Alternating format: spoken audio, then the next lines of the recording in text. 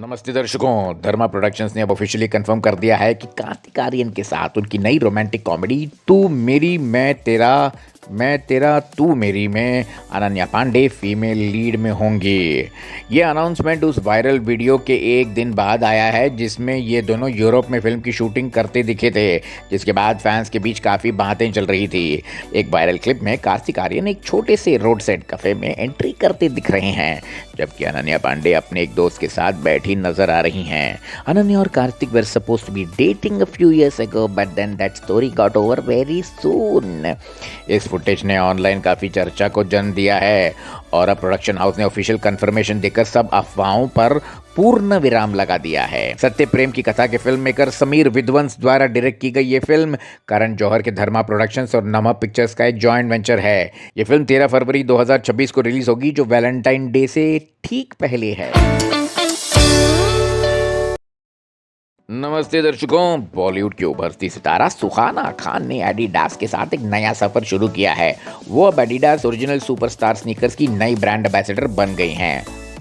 इस कोलैबोरेशन से सुहाना high profile brand endorsement की दुनिया में शामिल हो गई हैं, जो एंटरटेनमेंट और फैशन इंडस्ट्री में उनकी मौजूदगी को और मजबूत करता है। इस सहयोग पर सुहाना ने अपनी खुशी जाहिर करते हुए कहा, मैं आइकॉनिक एडिडास फैमिली में शामिल होकर बहुत खुश हूँ। ये ब्रांड हमेशा मेरे दिल के करीब रहा है।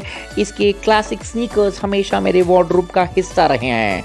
उन्होंने आगे कहा, एडिडास ओरिजिनल्स क्रिएटिविटी, ऑथेंटिसिटी और खुद के प्रति सच्चे रहने का प्रतीक है, जिन वैल्यूज को मैं सच में एडमायर करती हूँ। ये एक्ट्रेस जो जल्दी फिल्म किंग के साथ थिएट्रिकल डेब्यू करने वाली हैं, एक अभिनेता और पब्लिक फिगर के रूप में अपनी पहचान बनाने का लक्ष्य रखती हैं। ब्रांड एम्बेसडर के रूप में ये उनकी नई भूमिका सुहाना खान के बढ़ते सफर में एक और महत्वपूर्ण अध्याय जोड़ती है।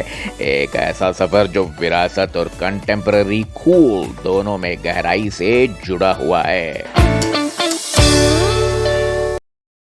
नमस्ते दर्शकों, प्रभास के फैंस के लिए एक बड़ी खुशखबरी है। उनकी आने वाली फिल्म द राजा साहब की रिलीज डेट कंफर्म हो गई है।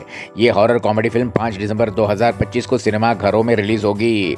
पिछले कई महीनों से इसकी रिलीज को लेकर स्पेकुलेशन चल रही थी, जिस पर अब पूर्ण विराम लग गया है। इसके साथ ही फिल्म के एक टीजर इस महीने के 16 जून को जारी किया जाएगा। मेकर्स का कहना है कि ये एक जॉनर बेंडिंग सिनेमैटिक एक्सपीरियंस होगी। मारुति द्वारा डायरेक्ट की गई फिल्म द राजा साहब प्रभास के करियर में एक नया मोड़ लाएगी। पहली बार वो किसी हॉरर फिल्म में नजर आएंगे। उनका रोल रोमांस और कॉमेडी के साथ सुपरनैचुरल एलिमेंट्स का मिक्स होगा। फिल्म के मोशन पोस्टर और प्रमोशन एसेट्स में डरावनी विजुअल्स और पुराने जमाने के ड्रामेटिक फ्लेयर दिखाया गया है।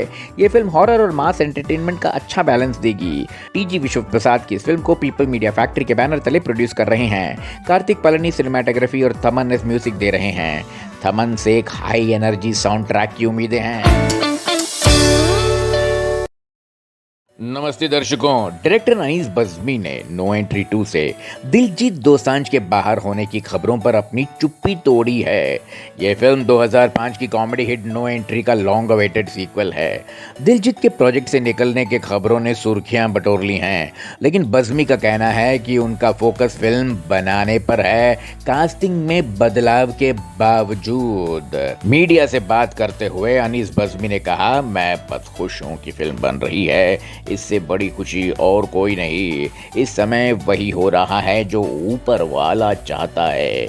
उन्होंने आगे कहा, मैं बहुत ईमानदारी से काम करता हूं और बाकी भगवान पर छोड़ देता हूं। बज़्मी ने फिल्म मेकिंग की सच्चाई पर भी बात की कि हमेशा आइडियल कास्टिंग नहीं हो पाती। उन्होंने कहा कि उन्हें कई बार दूसरी या तीसरी चॉइस के एक्टर्स के साथ भी काम करना पड़ता है, लेकिन रिलीज के बाद ऑडियंस को लगता है कि वही एक्टर्स कैरेक्टर्स में बिल्कुल फिट थे। इस बीच बज़्मी ने जोर देकर कहा कि उनके और दिलजीत के बीच सब ठीक है, भले ही बातें नहीं बन पाई। उन्होंने दिलजीत को एक बहुत ईमानदार और टैलेंटेड एक्टर बताया और कहा कि दोनों की मुलाकात बहुत समय से। इस बीच बज़्मी ने जोर देकर कहा कि उनके और दिलजीत के बीच सब ठीक है, भले ही बातें नहीं बन पाई।